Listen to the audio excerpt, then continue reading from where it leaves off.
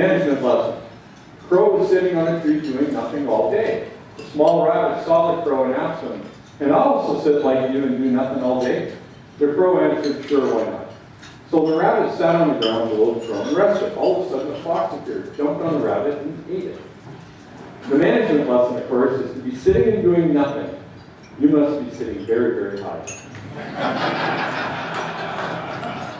And this is the challenge for you as entrepreneurs. Because as entrepreneurs, except for maybe a board, and if you select your board properly without a bunch of yes men, etc. And by the way, my board, I have never had an associate, acquaintance, friend on my board. I go to every board meeting where I got to earn it every 90 days. Because I'd rather have my board call me out than my competitor or an investor or somebody from outside the organization. And it begins with your board. So you as entrepreneurs, you have to keep the eye on the ball, and the right ball. Don't count pencils, don't do the other things. By definition, as an entrepreneur, your job is vision. And as I was trying to say before, you may go 6 months, a year, where it'll appear like you're not doing anything. But you need to be like a duck, very calm on the surface, but paddling furiously underneath the water. You have to be that way, and you have to be ready to make those decisions and lead your management team and your board in those decisions. Finance. And this is the bane of the existence of entrepreneurs, it's the vulture capitalists, etc. I started 4 companies in my career. The first 2, I was quite proud to have bootstrapped. And of course, my wife reminds me to this day that, what did you waste those 10 years for? What did that prove?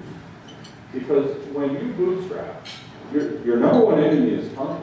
So the problem you get into is that if you're not moving fast enough, the market's moving on. And at the end of the day, you still get the same quotient of wealth, solution, whatever.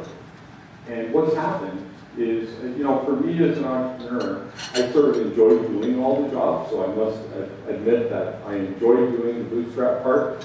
But you have a responsibility, you have an ethical responsibility that if you grant employees stock options or you take money from a venture capitalist or an angel, you have an ethical responsibility to give them a return.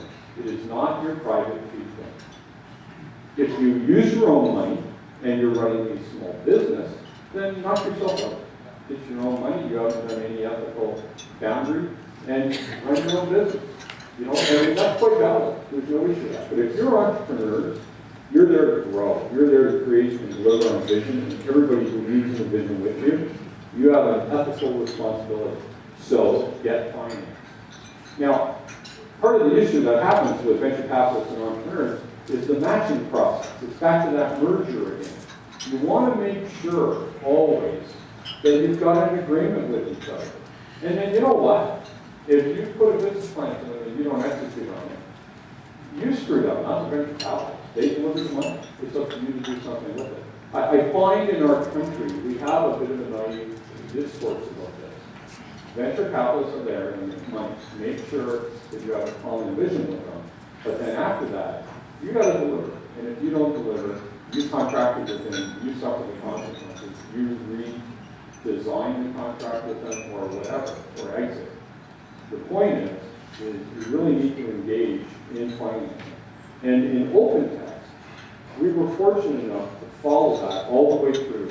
The original financing with Waterloo, venture capital from, at that time, Felix Investments, then IPOs and various placements. OpenText now is to the point where it self-finances everything.